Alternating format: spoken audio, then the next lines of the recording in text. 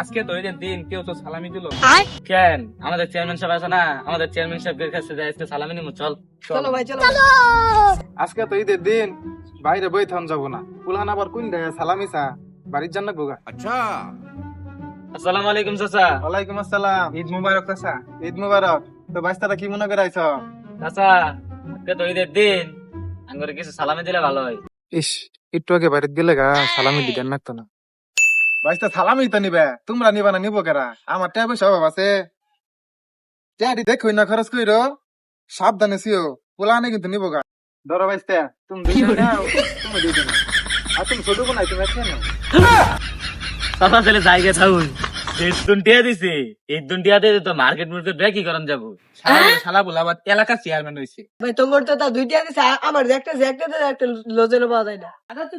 কি গো বাজিরা, তোমরা মন খারাপ করে কই গেছো? চাচা আর কই নে যেন, মাদারস চেয়ারম্যান এর গেছিলেন, দুইটা করে সালামি দিছে। চাচা ওগর তো তা দুইটা করে দিছে, আমার যে একটা দিছে। বাদি দিরা, তুমি কার কাছে গেছো? হে তো ফকিননি, আমার অঞ্চলে যাবা। ধরো সালামি দিতে হিদম করে। এ হে চাচা মনে মেলা দিতে দিব। হাসাই রে, মানি বেগ ভাই করছে। ধরো বাদি দিরা, আস্তে আস্তে রেডি খরচ করো। ধরো ফোনের কইন দিল চাচাই নাকি? হইছে, ভালো না থাকি তোমরা মানে দোয়া করো, সামনে আরাম চেয়ারম্যান হওয়ার পাই। তুমি সামনের বার চেয়ারম্যান হবা না, তুমি সামনের বার দেশের সরকার হবা। তোমরা মাদার চোর সালামি চাওয়ার গেলাম ফকিরের ভিক্ষা ধরাই দিল। ঠিকই কইছস রে।